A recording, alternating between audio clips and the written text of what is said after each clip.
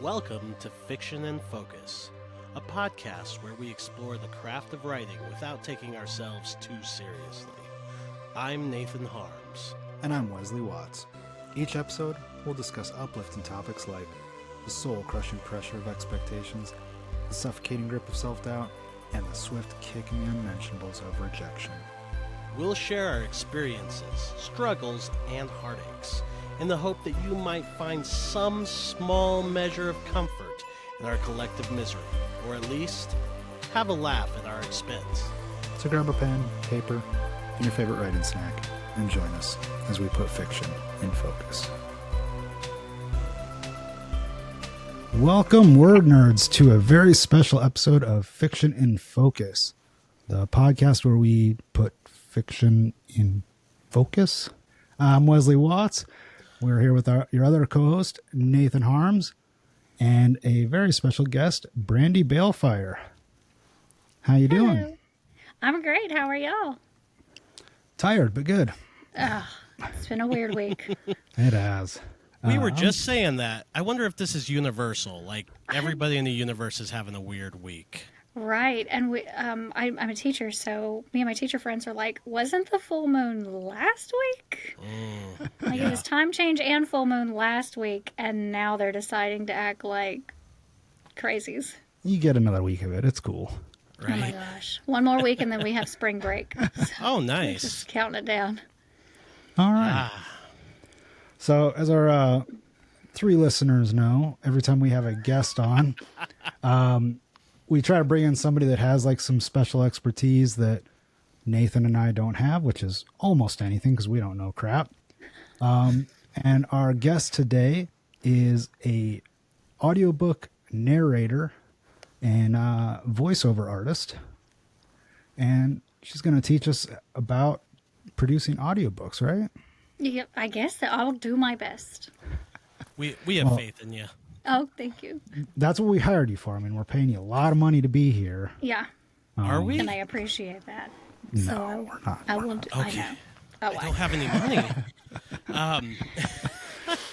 Awesome. Well, so before we get started, for those of us like myself who've never worked with someone who does audiobook narration, briefly, could you tell us what is audiobook narration? And, because I just assume at some point you were reading a book out loud and you're like, I could get paid to do this. That's pretty much what happened. So I Perfect. come in here and I have to, of course you have to have a space for it. You can't just read a voice memo on your phone and think that's going to be okay. And you have to have some knowledge of, mastering audio and all that kind of stuff. And you should probably be a good reader. I think this is just my personal, what I know from people who have heard me read. I think that one of my strengths is doing different voices. And Nice. making people sound different, even if it's very slight. So that's one of my things. And so that's kind of where it started to lead me. It actually began my journey with, when I was a music teacher, right? I used to be a music teacher. Now I'm a geometry teacher. So when I was a music teacher, I had this 5th grade class, and there was an extra class that I had on top of having to do music that was called WIN. It was like whatever I need. So there were kids who, if they needed remediation in math, they would go to the math teacher. Well, I had the kids that didn't really need remediation in anything, and so we just got to do fun stuff. So we read a book, like a really long book. It was just a book that I thought was awesome. It's called The Warrior Heir by Cinda Williams-Chima. And they loved it so much that they decided they wanted to make a movie. And so we made a movie, and that's where I kind of got into the editing stuff. And then we read the next book, and of course they enjoyed me reading. I read it to them, and they just read along, and they loved all the little voices, and I did all the characters and everything. And then my husband was like, "You can do this and get paid to do it." And I was like, "Really? That's a thing?" He was like, "Yeah, let's." So we Googled it, and then we found ACX, and he was like, "Let's do it. Let's buy you all the things that you need." So I bought all the things that I needed, and I just started kind of tinkering around with it, did some YouTube tutorials, and was like, hey, I think I'm already like pretty good. I mean, I've improved a lot since my first book, but it took off from there. And then here we are. That is awesome. Yeah, I didn't know that's how that started. Yeah. So you're saying, though, that knowing how to read helps if you are doing this job. Yeah. Yeah. I mean, if you don't, I mean, I guess you still could. Boo. You can do anything you want to do, but it definitely makes it easier. Right? That's the teacher side of you coming out right Yeah. there. You can Right? be Reach anything, for your sweetie pie. dreams. Absolutely. No, Bless your heart. Bless your heart. Oh, I have a lot of those. And no, honey, we're not going to talk like that to me. Please go to the front office. Had one of That's those moments fantastic. today. Sorry, I don't take cuss words in the class. Bye. Oh, we're going Oh, to get man. that today. Well, it's okay. My students don't know that I curse like a sailor, but they're not going to curse at me. Right. Fair enough. Right. One thing that really impressed me when we started working together was that you read the entire book before you started. Aside from the audition, you read the entire book before you started like laying down tracks. Right. Is that a normal step for a narrator, or is that just something you came up with that you wanted to do? I think that it's, man, I don't know. It's like 50-50, I think, that I've seen in my personal experience from seeing other narrators and like kind of networking with other narrators, is that some people they like to just cold read it and be surprised with the reader. And I'm like, I don't think that I can do that. So, because I want to be able to like know what's coming and be able to build that suspense Yeah. in my own way. You know what I'm saying? Like, Yeah. if I know it's coming, I don't want to make it sound like a hint. You know what I'm saying? Because when I'm reading, I catch the hints, but I don't want to throw out that I've caught the hints. You know what I'm saying? So I prepare my mind mentally, like, just read the book. And I need to know who all the characters are, to know how many voices I need to create. And then some narrators, even though they read the book in its entirety, they'll even annotate it. Like they'll highlight everybody in different... I don't have to do all that. I remember who everybody is. Right. For the most part. Sometimes I'll have to make like little voice clips and put them in a different file so I can be like, what does that person sound like again? Ah, right. Okay. That's awesome. So when you're, like you're saying, when you read through it and like you have the big twist at the end where this guy's actually a villain or something like that, do you put that into your mind when you're recording of like, I'm going to give this character a little bit of menace under the skin that like maybe you pick up on, maybe you don't. And then when the reveal happens, it's like, aha. I do try to, if it's appropriate. Yeah. Like, if it's really supposed to be, like, a big thing, I'll try to make... I mean, sometimes with the tone of the piece, you can't really hide everything, because readers are smart. Right. Let's just be honest. So, just with the tone and the word choices and stuff like that an author chooses, it'll still, readers still get that, like, I don't know if I like this one, or this is a little too sweet. Like, something's going on here. And you can't help those things, but it kind of depends on the circumstance of how much of a surprise that is supposed to be. So everything's kind of relative. Yeah. Yeah, that's awesome. That's cool. Have you ever turned down a job like after auditioning? Yes. And you have? My Okay. very first one. Really? Yes, Tell us about that. because it was, it seemed really interesting, like kind of urban fantasy, kind of vampires. No, it wasn't vampires. Oh, she had like this shadow magic where she could be in the shadows and all this kind of stuff. And then I thought it was really awesome. I read the summary, did the audition. The audition was fine. She said it was great. She loved it. Here's the book. And then when I read through the story, because you should definitely read through the whole story before you put all the work into editing and recording and editing and mastering it. And this is why. So I read through the whole story because that was something that, of course, I wanted to do so that I could wrap my head around the entirety of the story. Sure. It was bad. It was really bad. Like the writing, the story, the whole thing. Like it was. It seemed like girlfriend, do you realize that you copy and pasted this paragraph from that page to this page and now it doesn't fit? And there were so many editing mistakes, like grammatical errors and like repeated paragraphs throughout like that. And then there was one thing where it was like the plot itself. Like she was given, sorry, look, you didn't want to say like, and here I am. But she was given a necklace that was from somebody. And then later on in the book, and it was something that she took with her throughout the story. And it was like her amulet of love and comfort or something. This was a long time ago. So, and then she at some point lost it or dropped it or it broke, and it was like and then they stepped on and broke the necklace given to her from not the person that you said gave it to her to begin with. And I was like, wait, so I was like, if you want some help editing it, I will. She was like, no, just never mind. I was like, okay. Oh, my Lord. Dodged a bullet there. Yeah, it sounds like seriously. Sounds like she was trying to do some like M. Night Shyamalan kind of twist thing in there. You thought the amulet was coming from this, but really it's this. Right, but they said what a it. twist! What a twist! You know what? I was like, I mean, because the plot, I'm not really following. I think we've lost it. Yeah. And it was so poorly edited, and it started out really good.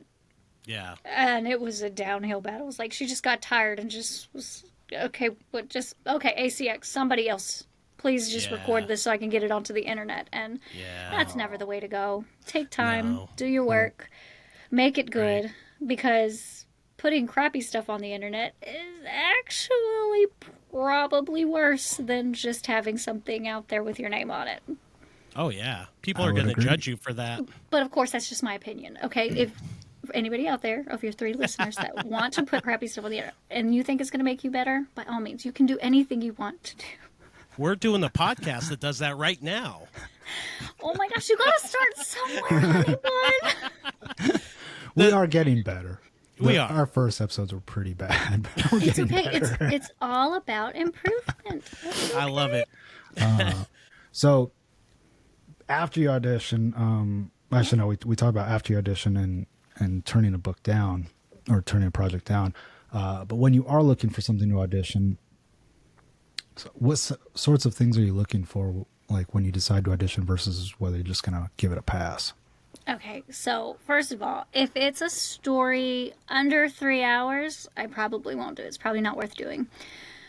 Now, I did do Through the Mist, but that was a 15-part story that ended up being well over. Like, each one was about an hour and a half to 2 hours, which isn't my usual, but, it was also my very first actual,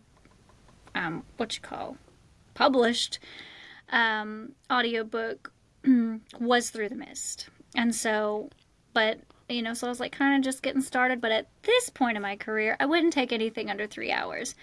Because people don't usually read stuff like that.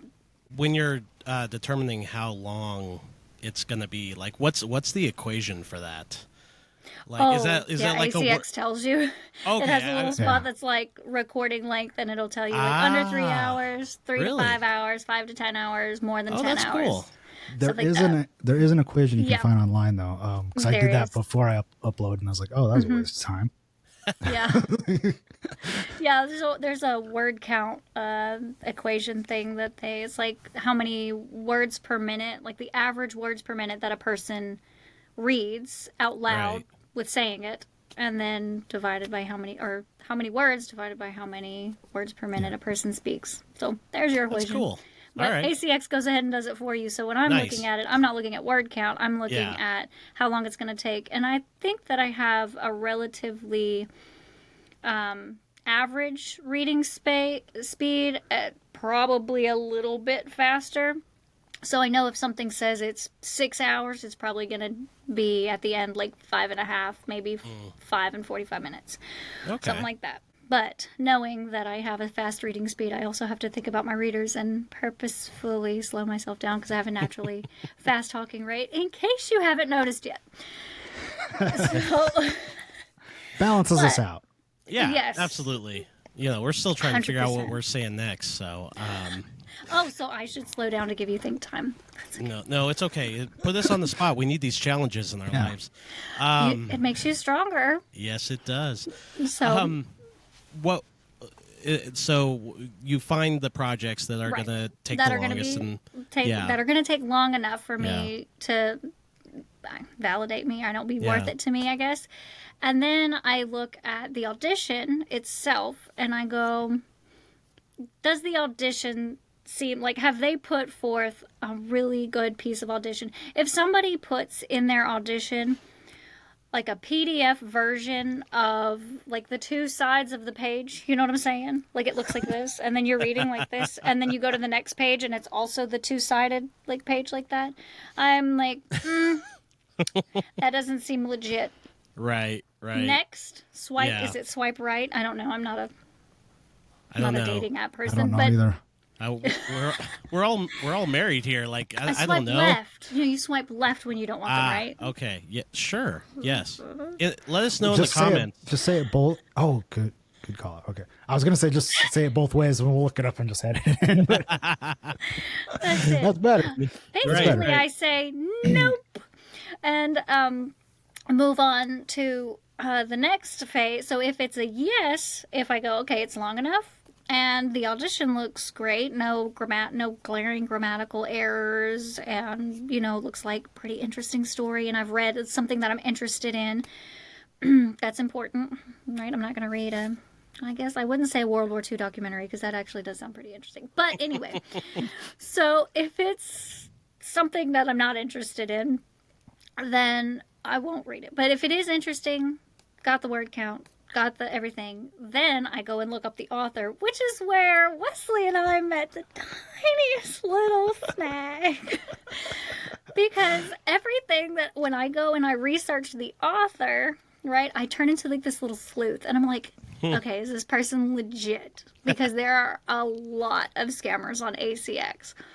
So especially now with AI, it's gotten so bad. Oh. But with Wesley, he wasn't using Wesley Watts as his name. I don't even remember what the name was, but it was like It was my something. old pen name. Yeah, it was his old pen name. So everything that I could find from Wesley was antiquated, old information from like 10 years ago when he lived in Colorado with his dog. I don't know. And I was like,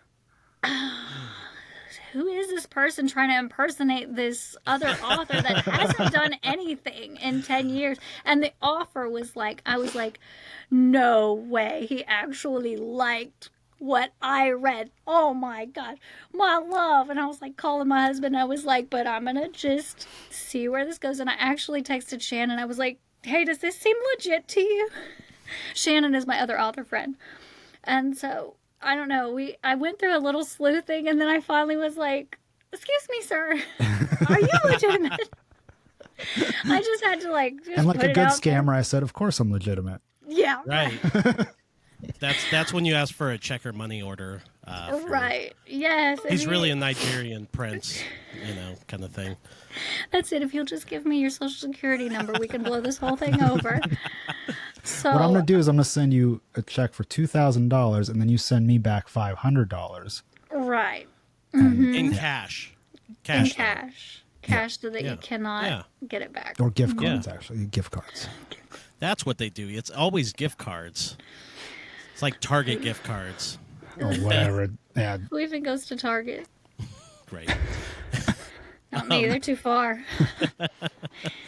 I'd rather So- just order off Amazon. Right? Going out in the real world. Oh, icky. People, no, That thank audition you. writing that audition was tough, though.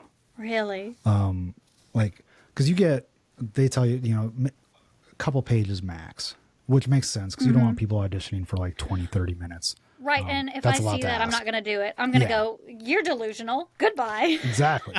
So I was like, okay, how do I find like 500 words that actually gives me the range that I'm looking for so I can see if somebody's actually good? So Right. you don't want that just to be all like exposition, as we were just talking about on a previous episode. Right. Or just narration. You want that to be like some dialogue, some internal thoughts. You want all of that. And then the piece I came up with, I think, was from the second chapter. And I actually like cut out some sections and like wedged them together and try to like make them fit. Right. Yeah, I like fretted over that a lot. So aside from Wesley's book, Wesley, what's that book called again? Me and the Machine. Yeah, pick it up today, plug people. That. So aside from that book, actually, pick up the audiobook version. Oh, indeed. Yes. Then you can hear me. Yeah, I love it. So aside from that horrible project that you had to go through,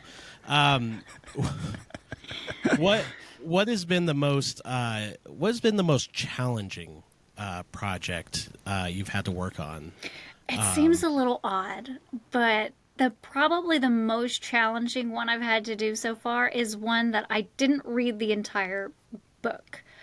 I only did the female parts when somebody else was narrating the entirety of the book. But the reason it was so difficult is probably less because, it was a little bit like weird because when I read, I've got all the surrounding things, but I was just saying, it felt like I was just saying like random snippets.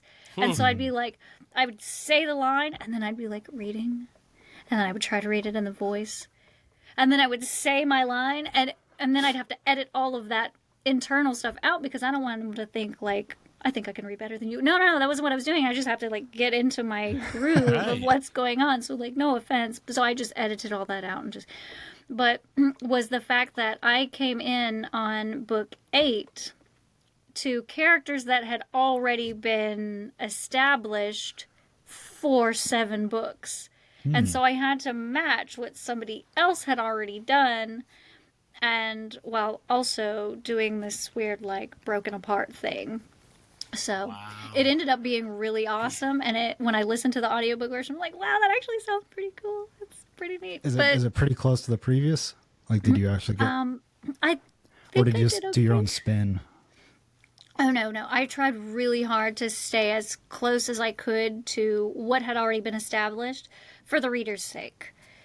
So, and I know that like one of those characters was supposed to sound like Professor McGonagall, and I think I did a pretty good job of it, to be honest. Nice. I even tricked myself sometimes. I was like, girl, where are you?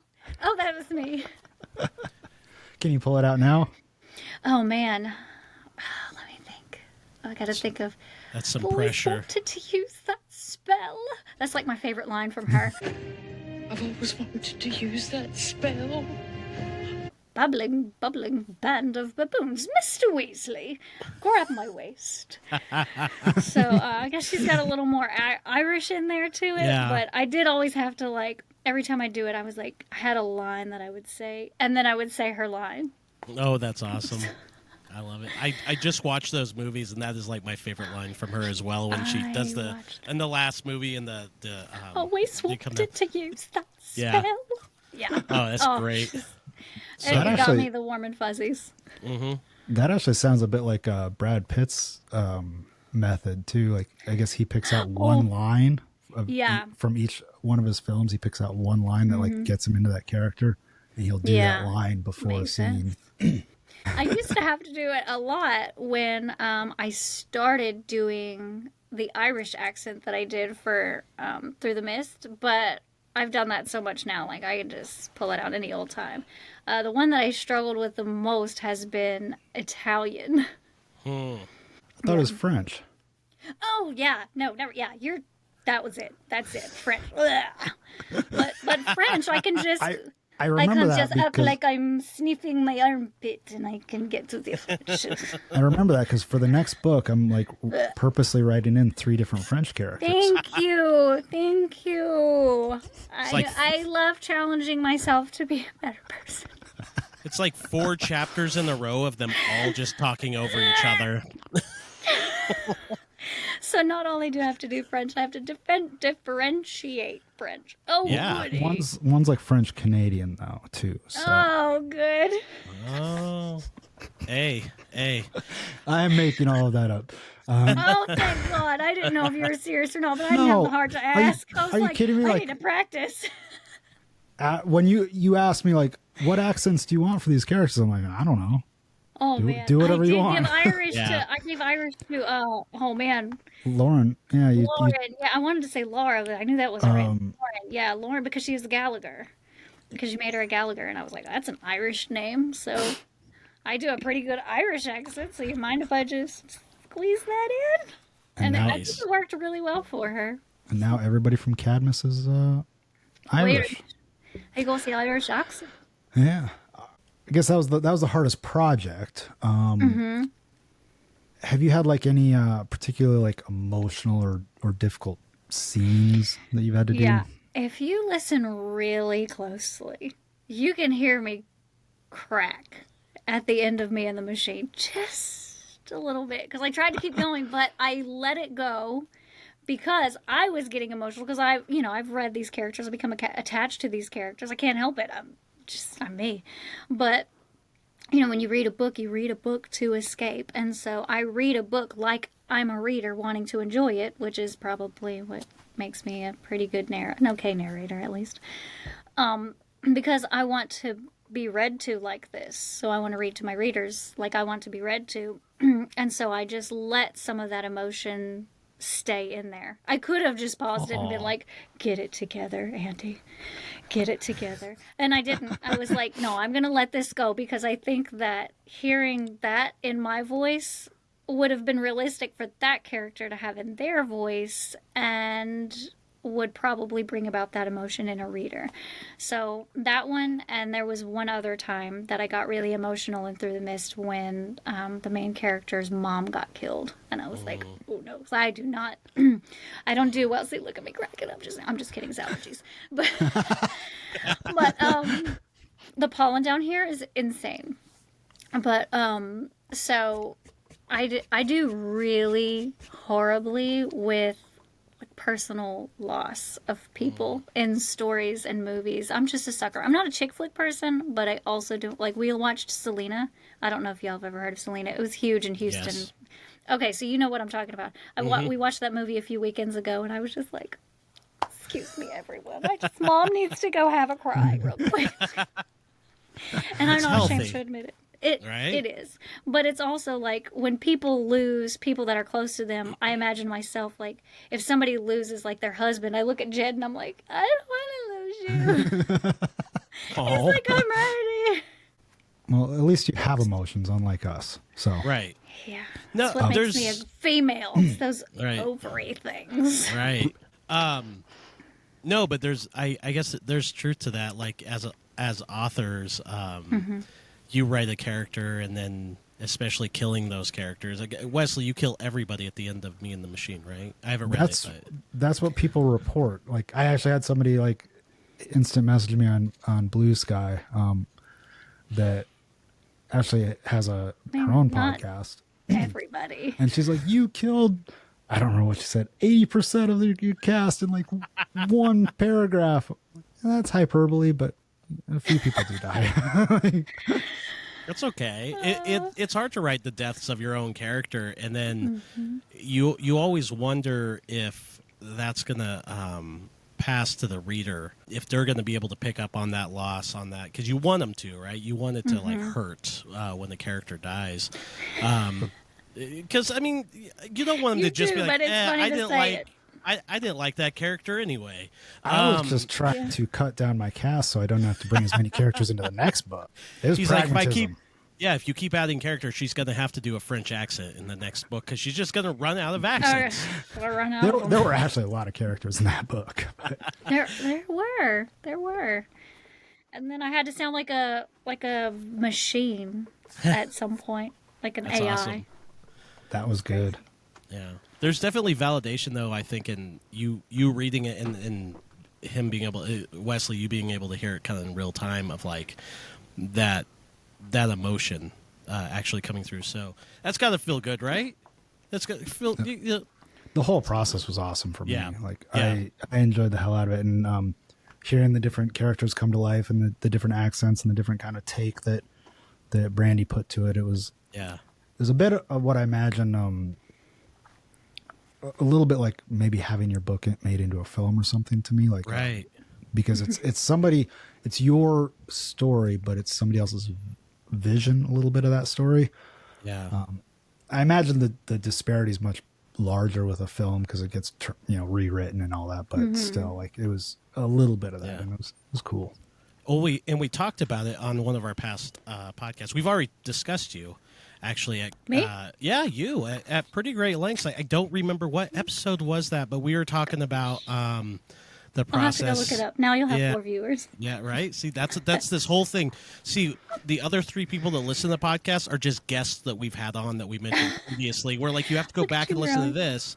So we're gonna have 500 guests on the year, and then by the end of the year, we'll have 500 listeners. Look at you. That's right. It's like that's a more pyramid. than 2 guests a day. Yeah, I know. It's gonna be a rough one. No, we were talking about though. It was a character that you mentioned, Wesley. That I said, was there any voices that surprised you?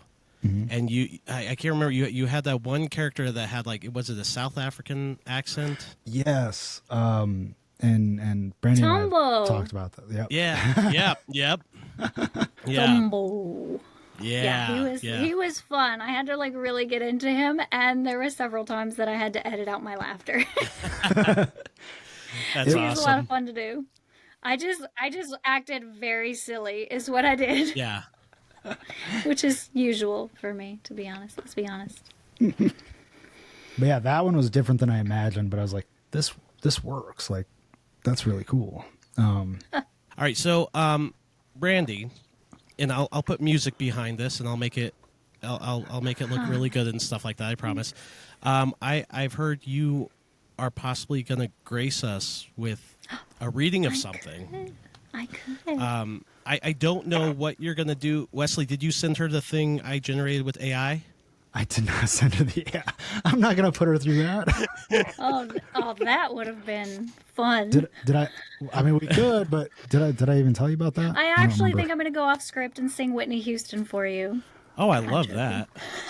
Yeah, we did an episode recently where we did an AI episode, and part of the AI episode was I generated a 6,000 word book, short story, using only AI and prompts, and we both tried to read it before the show. We couldn't get through it, and so I tried to do a live. It was so bad. I tried to do a live reading on the air, and I did not get far. You got booed off the stage. I just started laughing uncontrollably because at some point, how many verbs can you verb without verbing in verb? In that one sounded sentence, dirty. Oh, it was. There's your trailer. Oh, All right. That sounded dirty. So what did you choose to read for us? Oh man. Okay, don't we'll just remember. go. It was the first one was Choosing Chaos. It's C's, Cat with a C. Ah, okay. So Her point of view. And then the second one was an excerpt from an unnamed short story prequel. gotcha. Okay. Okay. Dun, dun, dun, dun. Oh, but this one ends. This one begins and ends with the same kind of sentence, and I really liked that. When you said I didn't come here to gamble. But I don't know who this is. I don't know if this is a man or a woman. I think it's a woman. It doesn't really matter. Okay. I might be. I'm probably changing the character anyway. But as it was Gender written, fluid. as it was written originally, it's a gay man. Oh, but do I have to rate it with a lisp? no, you can just read it as a woman if you want to do that one. Just pretend it's Okay. a female reporter, and you're good to go if that's the one you want to do. Okay. Are you ready? Yeah. Oh my gosh. We're ready. Okay. Good. Ready, set, go?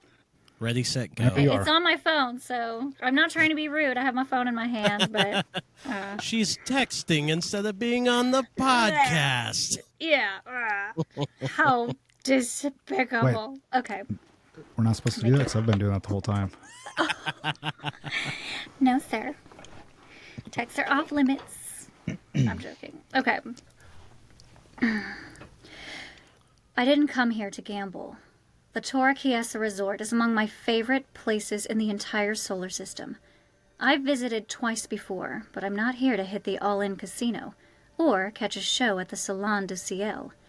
No, this time I came for a story. Tucked away among the numerous small moons of Tagus, the resort is a pristine oasis, an Eden within a wasteland. As if plucked from some fairy tale reality or alternate timeline, it's gone unmolested by the fractious politics of the Commonwealth's succession and untouched by the resulting violence we've all come to live with.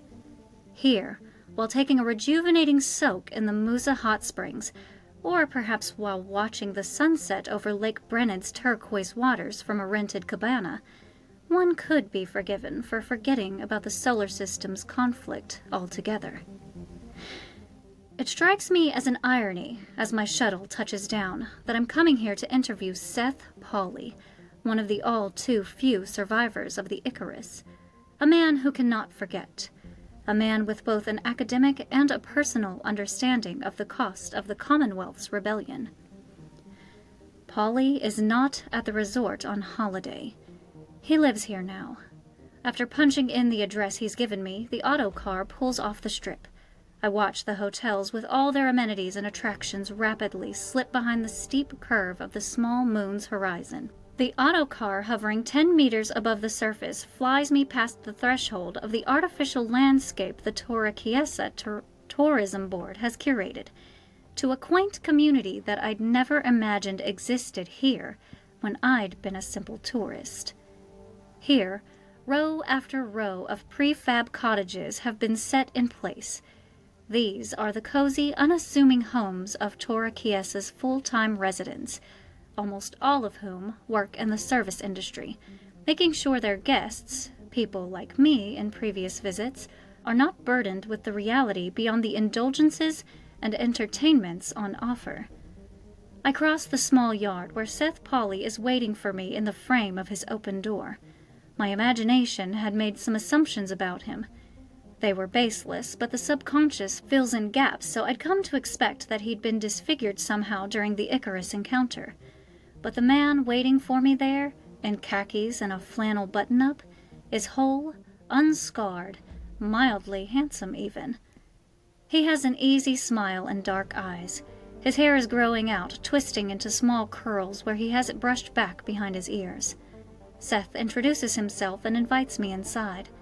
He's decorated the modest one-bedroom with eclectic pieces of bargain furniture, art prints, and various trinkets of sentimental value. It's a perfectly comfortable, functional home. But I find the modesty striking. This man, just 6 months prior, was a mid-ranking executive in Telecanyon Incorporated. You want me to say Inc. or Incorporated? Does it matter? Doesn't matter.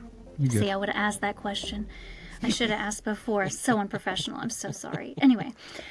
Okay. You're fired. Oh, fudge! Okay. Are we paying her? We already talked about We that. should. We should, actually. I mean, my God. He's good, right? Yeah.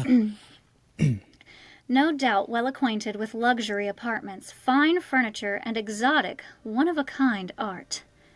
I gave it all up, he tells me. After the Icarus, I just couldn't go back.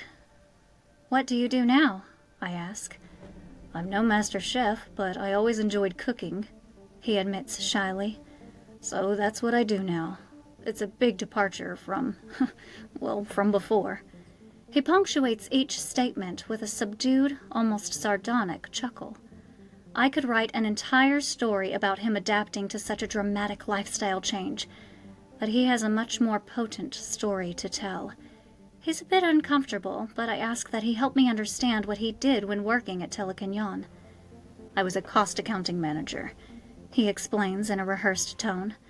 When a conflict goes on for decades like this one, economics becomes the dominant factor. If one side had actually been stronger or smarter than the other, you and I would have read about it in history class, not experienced it for ourselves. Instead, the NCP and the Commonwealth have been deadlocked since before either of us were born. The only chance of winning is to chip away at the enemy's resources, make sure they lose just a bit more than we do in each exchange. So, a cost accountant breaks it all down on the economic level: starships, ammunition, fuel, everything, tallying it up against current market value so that command knows every part of the battle group's replacement cost, both for our side and estimating the enemy's. The data determines which engagements are worth it and which are better to skip. What about the human component? I ask. Seth's posture changes then. He fidgets like an animal expecting a trap, scanning for an escape route. Clearly, he has no rehearsed answer for this question, and for a moment, I wonder if I just wasted 3 days flying out here. There are numbers for that, too, he says through gritted teeth. I've been a reporter long enough to know when a subject is close to shutting an interview down, and Seth is right there on the edge. But what else can I do but roll the dice and ask him if he's willing to tell me his story? Apparently, I did come to Tora Chiesa to gamble. Okay. Very good. That was awesome. Thank you so much. When you record, is it kind of like that too, where if you flub up or something, you just like you know right where to take it from because you're editing it yourself, right? Right. Usually I go back to a starting point, maybe a comma, or back to the beginning of the sentence. If I really, like where I really just kept messing it up, I went, Right. I read it, Yeah. made sure that I was going to get it right, and then took a deep breath and started again. So, and I'll do that. And while I'm editing, it's best to do it then instead of just letting it go and then just be like, whatever, I'll just edit it in later.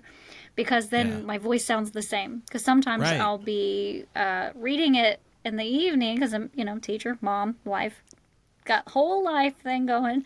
Right. And so I'll be reading it at night, and then I won't get to edit it until maybe Saturday morning. And then if I find a floop up, then I have to work extra hard to try to get my voice into the same spot that it was. Yeah. And you can't tell, because I'm still the same person, the same reader, but it's jarring to be like, oh, that's her Friday afternoon voice. I'm listening to her Friday afternoon voice, but now I'm hearing her Saturday morning voice. Right. But, if it's the whole book, it's hard to tell, when I'm, if I start a new chapter, it's easy to start a new chapter from one day to the next because, you kind of expect that vocal change. But right in the middle of a sentence, not so much. Yeah. You didn't do the whole 11 hours in like one shot? No, I wish I could have, but I got hungry, and then my growling stomach started. Right. My mic is so sensitive, and then there were people like mowing and stuff. It was awful. One thing I noticed that I really enjoyed in that too is not only when you got to the other character, the slight voice change that differentiates, but even within the main character, when they would say a line, you said she says or something like that, just slight change in there was really cool. Like I enjoyed it. Like it's something you don't really think of though, of like going from dialogue, like the end of the dialogue, to pick up for the next line, giving even that like a bit of personality and stuff like that. So very, very cool. I've heard that Wesley is, for his next book, he's just gonna have you on a bunch of times to do readings and then just download it all. I'm kidding. If he wants to do that work, hey, honey, go for it.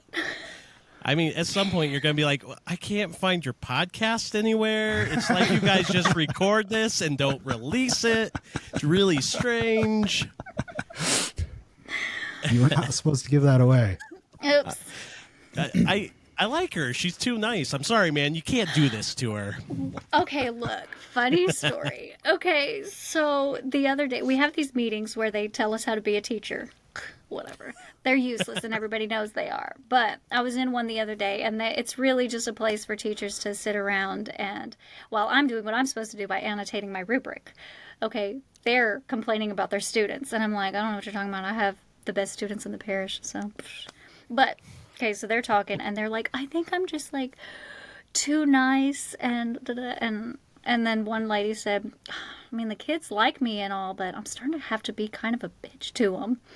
And I looked at her and I went, honey, trust me, of all the teachers that are sitting in this room right now, you're the least bitchy. And she looked me dead in my face and she goes, you're the biggest bitch. And I went, thank you.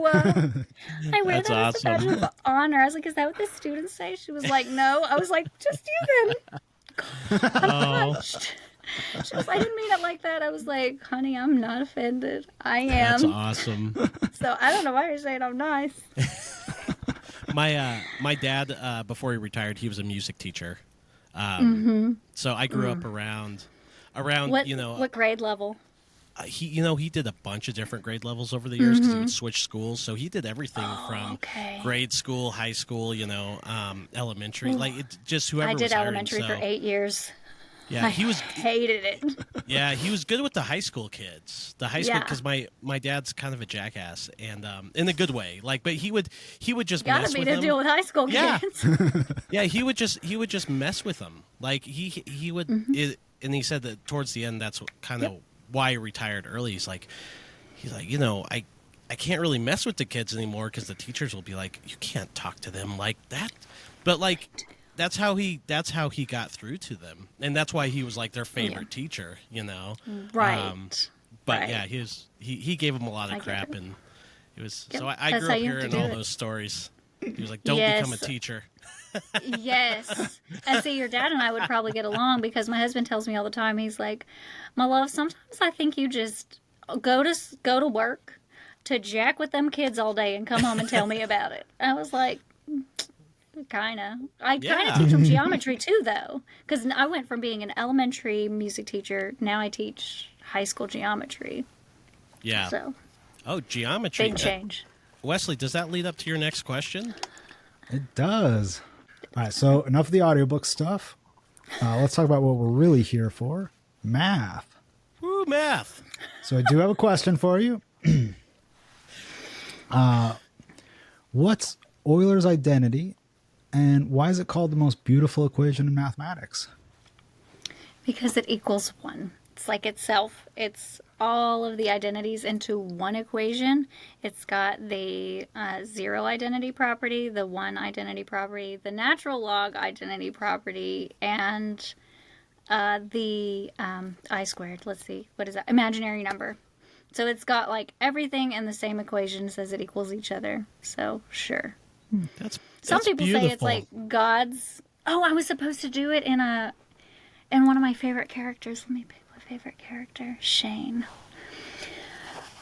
Okay, so Oh, I didn't- his I didn't- identity. You told me that I had to do it in my favorite character's voice, and my favorite character is Shane.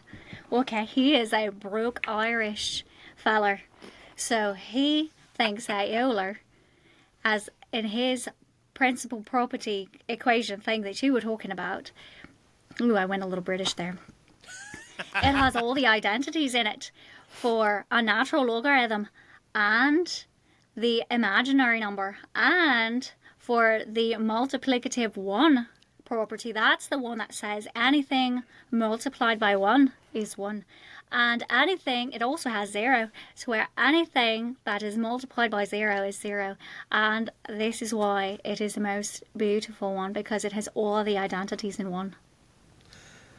That was amazing. It was so good. So good. So good. That's going to be a short right there. Oh, yeah. People will be like, gonna be what? YouTube Wait, short. what is this podcast? I thought it was about writing. Why are we talking about math? I love it. So, as I'm sure our listeners, our authors want to know, if they're looking to hire someone to do an audiobook, a narration, what are some things they should look for that would be like green flags from like someone, and what would be some things they should be wary of when hiring? Because I'm positive that there's plenty of people out there that do not have the passion that you have or the talent that you have, and probably of course, and probably charge significantly, maybe even more than you rightfully do. So what are some things that people should watch out for and look for? Okay, so for one thing, if their audition should be an emulation, I guess you could say, of exactly what the author should expect. So, and I hope that my audition that I gave to Wesley matched the product that I gave him at the end, so that when he accepted my audition, he got the product that he was expecting. So if you are going to audition for something, or if somebody is auditioning for you and then they do it on their phone and they were like, oh, well, I'm on vacation, so I'm just gonna, my studio's at home. Sorry, you shouldn't have auditioned then. Yeah. So if they give you something and you don't like the audio, and then they promise you that they can do the audio, they usually do it better, but they just don't do it for auditions, probably a red flag that... Yeah.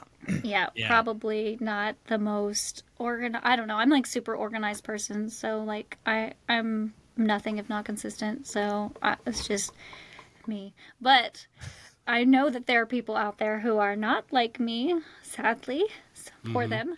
And so making sure that the audition is right and that it is not artificial intelligence. That's a big one to watch out for, because that's such a big thing now. If you can't hear breathing, they probably aren't. Right. So breathing is natural to humans, but it's not to computers. Mm-hmm. And that's kind of my first hint. Even if I hear a really good AI, I'm like, they're not breathing. It's AI. Yeah. And that's actually a really interesting point, as like we just had our AI episode. Is that a worry of yours going down in this career path?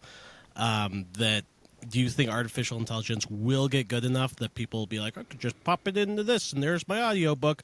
Or do you think because I don't feel that and we kind of discussed this in our episode, we don't feel that it's quite there enough where like it's actually like the fear is founded, but the actual outcome isn't founded at this point.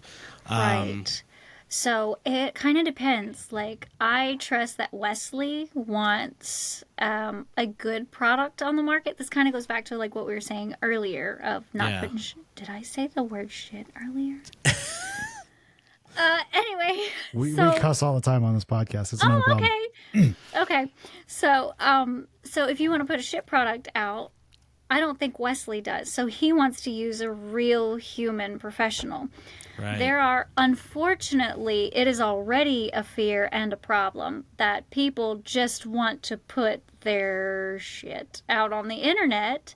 So they just pop it into one of the machines, have the AI read it, and now they can just check the box. Yep, I've got an audiobook. Yay me. Yeah. But that's not really part of the formula for success. So, and it's just not the same. Like, you're not going to get those various character voices and those pauses and that menace and all that. It's just, and this is from someone, I don't use AI for that, but when I'm proofing my book in Word, I'll have like the text to audio function sometimes because it'll pick up words that I miss. But like, it's so robotic, and it's so, there's no emotion behind it whatsoever. Right. And you want to bring your book to life. Yeah, absolutely. Even the good ones are mediocre at best. Like they'll have a certain like emotional level, but every line is hitting that same note. Yeah. And now, if I was to shop for a different narrator, which I don't plan to do, but if I was, I'm pretty familiar with what AI voices sound like now, but just to be, extra careful, I would actually probably make sure that my audition had a couple of lines ending in the same word. So I could see, do these match exactly? Because they're going to if it's AI. That's a good idea. As long as you put like the same punctuation there as well, because they'll usually have like a slightly different algorithm for a question mark or a period. You know what you do? You throw a few typos in there too. Like some that would like trip them up. The whole. Like then you have a real person who looks at it and goes, "I don't want to do this word." Right. This person doesn't know how to write. Him, right? Look at this. He's got 3 sentences in a row with the same word at the end. What am I supposed to do with this? They're repetitive. They've got nothing spelled right. And then he comes back with, "I'm trying to make sure you aren't AI," and they're like, "Okay, scammer, Right? goodbye." It's lose-lose. Go get a real There's no way account. around it. There's no way around it. That's right. Can we audition over a video? No, Right. sir, you Nigerian prince. Now you're trying to steal my face? Not a chance. Right? Oh, that's funny. Oh, good stuff. What is the way around it? Nobody knows. Yeah. No, it's true, too, because, like, I don't know. It's a weird world out there, and it's we come from music, and in that world, you have all these different various pieces of the puzzle. You have the band, the promoter, the sound guy, the this, the that. There's the producer. There's all this stuff. And with books, when you're writing novels, I mean, a lot of it's just kind of you sitting at a computer. You're just doing your thing, and then you start to like bring people into something that's already created, and it just gets scary because there's a lot of weirdos out there. I'm just saying. Look at Wesley. That's why we stay in the house. Yes, that is. We don't go outside. Outside is bad. Is there any genre of book that you wouldn't be interested in doing? Is there like just certain things you're just like, Yeah. I don't want to do horror, or I don't want to do like stuff like that? Right. No, God, I'd love to do horror. That'd be so cool. But actually, one of the first things I ever did before I was on ACX was like, I was just like checking things out. I did a creepypasta. I am not really one for like, how do I put this? I think you We're just getting did. the idea. I get really bashful about smuts. It's funny though. I mean, that's got to be whenever we're doing conventions and like middle-aged woman man, comes I up and they're like, I'm like, my line is, "What do you like to read?" and or "Do you like to read?" And they're like, "Yeah." I'm like, "What kind of stuff?" We have everything, because like my stuff that me and my brother do is like everything from kids to younger, to gothic novels to horror to all that stuff. And they're like, "Oh, you don't have what I like." And immediately I'm just like, "Oh, smut." Yeah, that's what we're talking about, huh? It's a big market, though. It amazing. is, and I wish that I was more comfortable. I think I'm Right. getting probably more comfortable with it because I've been trying to like read some of it. But every time I do, I'm like, why are they doing this? Why is he calling her a questioning- slut? She's a virgin. Right. Why You is start this questioning happening? their like motives and the storyline. There's like I know, there's a I'm like- giant plot hole here. I don't, Right. why? What's their incentive? let's to act shove a that dick way? in it. Right. I don't. Oh, so That's what good. you do. You just plot armor, right? Right, It's yeah. The big plot condom is just Right. sex. So It's- I'm just like, Yeah. hey, No, the world is ending. right. Why are we having sex? Let's Right. move along. Come on. It's What else literally can I do like if the world's ending, that's fair, but Yeah, right. But That's I mean, fair. you're the only ones that can save it, and you're. Hello. Yeah, oh, right. yeah, you should be doing It's one of something. the- shouldn't we be doing something else right Yeah. now? If you after can this? save it, then you should Yeah. be doing that, not the Yeah. not the other thing. That's what Yeah. I'm saying, man. But Right. And so usually I'm just like, they're just a little too raunchy. Like I just really don't think I could get into the whole Right. nasty talking Right. thing. I can do a little like light romance. They kiss, they hug, they Right. you If know, it's like maybe a little diddle, but Yeah. not like a little deal. over and over explicitly just Oh my gosh. bang and smash talk and Yeah. trash talk. Smash talk. I guess it's a thing too. That's a thing. I like yeah. that smash talk. So I just I- don't know. I wonder though, like it's a huge, obviously it's a huge genre. I know. But is I it know I'm missing is that out. transferring over to audiobooks? That I don't know. Like, are those audiobooks actually moving? Because that would be a very different experience, right? I mean, So Would be. I guess you So- gotta have the right voice for it. Ugh, God, I cringe just doing that. I also feel like the That's what- people who I'm blushing. buying those audiobooks maybe aren't the people you want to be your fan, just in general. I don't know. I'm gonna get on Publisher Rocket and I'm gonna grab some ASINs from some of those books, and I'm gonna look to see how well they're doing, because I'm kind of curious now. I am too. Oh my It's the gosh. one genre though I don't think like, since I write books with my brother, especially, he's like, "That's it, bro. You need to write some of that stuff." I'm like, for one, I don't like that my brother is telling me to write smut. And he's going to be drawing the pictures. Right. And for two, I was like, I just couldn't do it. Like I'd be looking for a twist or something, or I'd be like, what's their motivation and stuff. So it's a big genre, but it's not for me until I'm like broke and penniless. I'm sure when I'm like 80 years old, I'll be like, I guess I'm doing smut now. I give in to the industry standard. I actually tried once. Oh no. Yeah. In my previous publishing life. Back when I was, you're antiquated. Yeah. It wasn't Nigerian Prince. It wasn't under the pen name that you found out about. It was under a different one. There's another one. That was the actual Nigerian Prince. And it was this vampire smut thing that was like it went full smut. in ancient in like ancient Egypt. Dusty smut. Yeah. Dusty vampire smut. That's a genre. What I found in my research of publishing that book was that nobody seems to want smut with a bunch of violence in it. So that's all I've read. Every time I try, I'm like, okay, let me just. Everybody's talking about this Peter Pan book. What the hell am I reading? And maybe it's I probably just sucked at it. It's probably a different kind of violence, though. You're probably. Are you talking like action beats? Yeah, I had like action, like violence, people dying and stuff, and then dying, banging, instead of like your try-fail cycle of like normal process. Just violence, sex.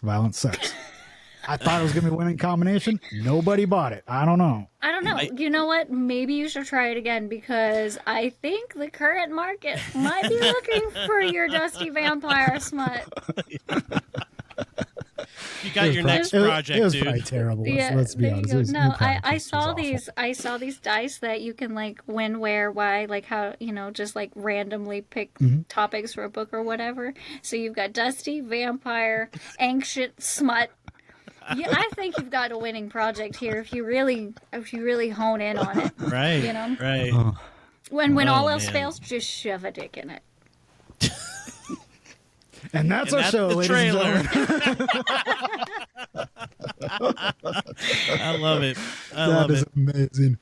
All right. Is there anything else you wanted to discuss before we wrap up? I don't know if I've asked you this before, but I am curious. So, what were you... Okay, words are hard. When you were looking for a narrator, did you know what you were looking for? And if you have an author friend or a narrator friend, what do you as an author suggest? Like, what were you looking for and what did you find to be the, I didn't know what to expect. I had no inkling. Like I've listened to a lot of audiobooks. I told you I fretted over like figuring out what I was going to put for an audition. I think I struggled a little bit putting the blurb out there because it wasn't really a finished blurb yet. So I was like still like tweaking that, and I put that up there. But I had no idea. Right. So I go through the process. I put that up. I hit whatever the button is basically to publish it or put your project out there. And it was insane. Like I guess what I was thinking is, okay, I'm going to like put this up there. I'm going to get like an audition tomorrow, an audition like Thursday, maybe that's it. Maybe nobody else even wants to touch my book, So I really didn't expect much, to be honest. I kind of thought that I was going to have to like start going through the profiles and messaging people, really. So I put that out there, hit the button, walked downstairs, and my phone goes off that I had an audition. And I come back up, and I'm like... Was that me? It was you. And sorry. it's quick. It's been like it's been like 5 minutes since I hit publish, or whatever that button is, and she has already sent me a 7-minute audition. Magic. That doesn't even make sense. No, I mean, time It doesn't makes sense. even- So beautiful. obviously I'm exaggerating, but I was like, And Family Guy line. what's that? Family Guy says it doesn't have to make sense. I'm beautiful. I was literally like, does this chick have like a DeLorean? What the fuck? No, it's a lime green Dodge Charger, but no, Challenger. Excuse me, Challenger. But close enough. Does it have a is- flux capacitor? I don't know. Yes. Yes. His name is Bubby. But obviously I'm exaggerating, but it was so damn fast. And I was like, so I listened to it, and I'm listening for like 7 minutes or whatever the audition was. I think that it was pretty close to that. And I was like, man, this is really good. This is like spot on. And then I stopped listening to it, or like when it finished, I had like 3 more auditions. Oh, wow. Wow. So then I listened to the next one, and by the time I was done with that, I had like another 3 or 4, and I ended up having like 8 man. auditions within just a very short window. And I'm like, I'm not Wow. going to be able to keep up with this. So I closed it. Wow. So I closed And it after that like, I was like, oh my gosh, he took it down. yeah, one more strike against me that I'm a scammer. But I seriously, like, I was just like, I'm gonna, if it keeps up like this, I'm gonna be listening to these for days. And I was like, and at that point I listened to enough of them that I was like, I know that I've got the right person here somewhere. Yeah. Yeah, So, you had to. but there was the gamut. So there was a couple of people that you could tell like the audio quality was terrible. They were just speaking into like, an iPhone phone from like 10 years ago. While they were on the toilet. Right. Probably. There was a couple Be that like were, that sometimes. there was this delightful old lady that auditioned, and she sounded like she was like late 60s, 70s, something like that. And she was just so cute, and I was like, oh, that's like, I love that's that. amazing. But I'm like, you can't do a 17-year-old girl. Like, Yeah, I know. I'm 35, and I think I gotta sound young sometimes. so I was just like, that's not gonna work. But Yeah. thank you for your audition. That's very nice of you. And I had like a couple that just weren't very good. Like they weren't terrible, but they just, it was obvious that wasn't it. But there was like 2 or 3 that were actually really good. So you had some competition. Good. I need competition. It makes me better.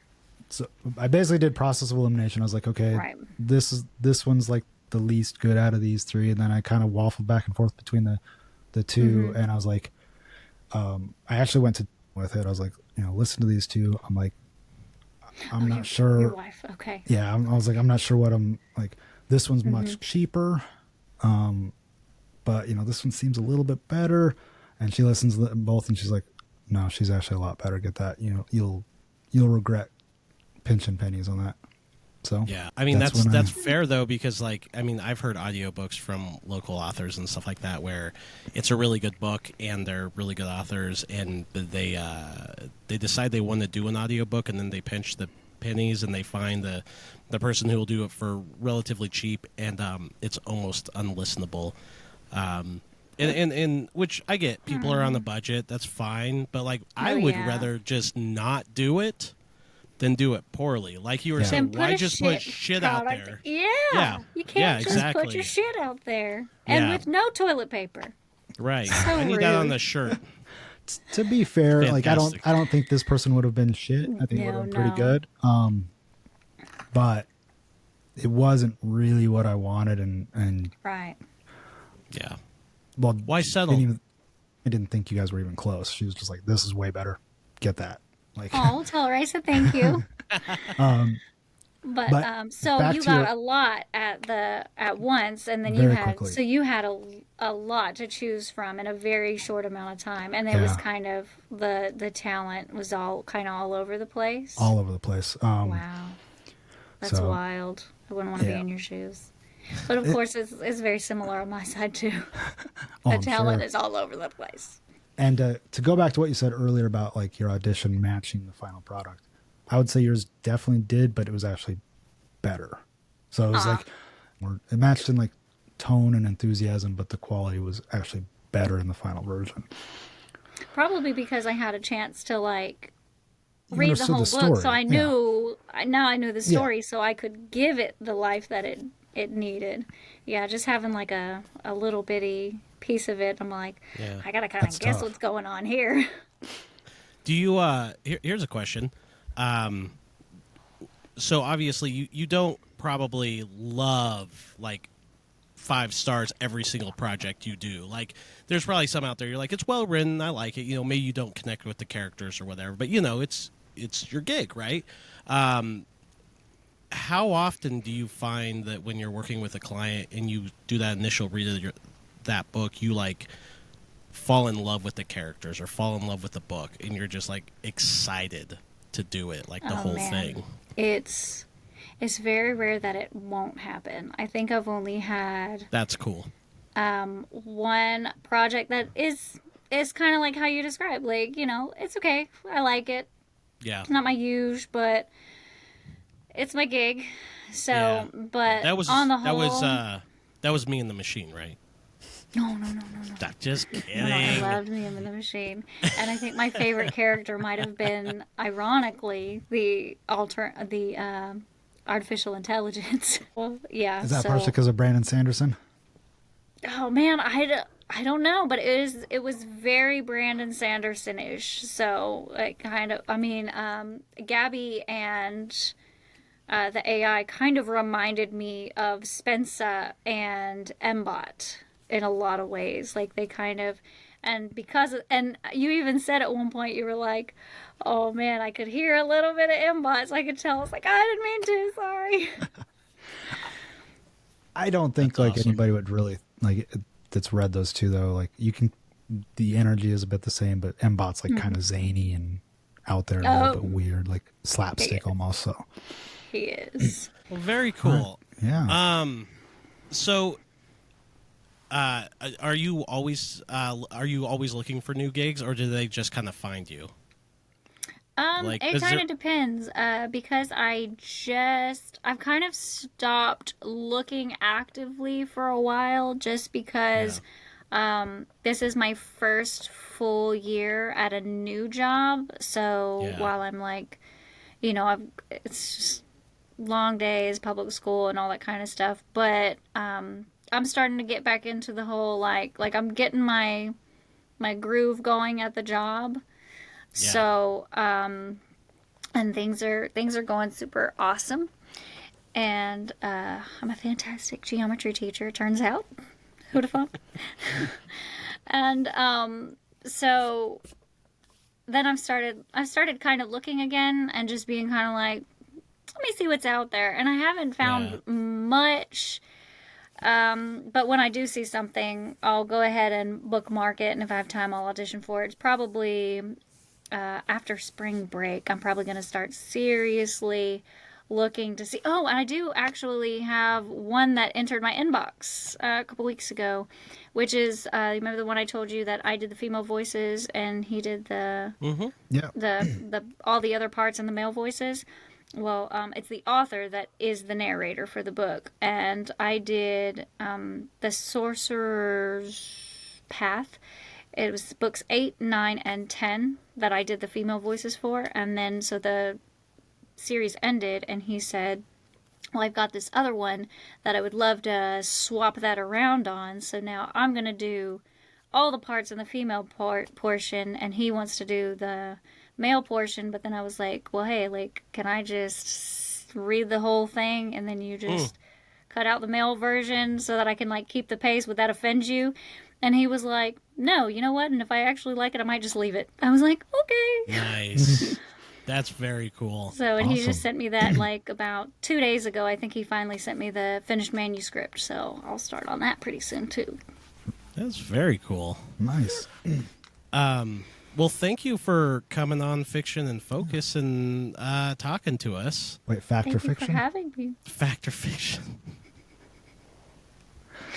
Oh, what is his Oh, name? Lord. Jonathan Frakes. That- Oh, yeah. Have you totally Jonathan off topic? Frakes? Have you ever seen the version of that show you can find on YouTube where they slow down his voice? and everything he Yes. says, it sounds like he's drunk. Is one of my favorite clips of all time. Yes. Like it's like one of those, if you're having a bad day, you throw that on and you just can't help but to laugh. It's just Oh yeah, true. It's just amazing. And we love Fact or Fiction. We actually watch it on Pluto TV or whichever one we get it on all the time on the Roku. And my son, he's 10 and he's autistic, and he'll say those little lines that Jonathan Yeah. Frakes says. He makes up his own all the time. We're That's just awesome. like, he's like, am I telling the truth or am I a shark in the water? That's That's adorable. awesome. Well, yeah, That's so he's amazing. got all kind of lines like that, and I'm just like, look, buddy, I don't. Very good, very good. So anyway, thank you for having me Yeah. on. Y'all are a pleasure. Absolutely. It was a pleasure. If someone is interested in working with you specifically, not just wanting to put a book out there and get random auditions like I did, but if they want to actually seek you out, where can they find you? Well, ACX. I am still active on ACX. If you can find my profile, Facebook, brandibaelfire.vo on Facebook, or my email, brandi.baelfire.vo@gmail.com. All of those work. Awesome. It's cool. I'll be sending you something here real soon. I'll make sure it's like 10 pages of my first draft that I haven't ran through spell check. Okay. Because Sounds I know great. you'll love it. It's going to be will. so good. Yes, I'm sure think- it will. And you know Yeah. what? As Dumbledore said, no, who said it? I think Harry might have said it. All the great wizards in history started out as nothing more than what we are now, students. So It's a beautiful you thing. gotta start somewhere. Oh, it's great. Thank you for listening. And join us next time where we will not be quite as funny or charming, and it'll just be the two of us again. We're so sorry. So sorry. Bye.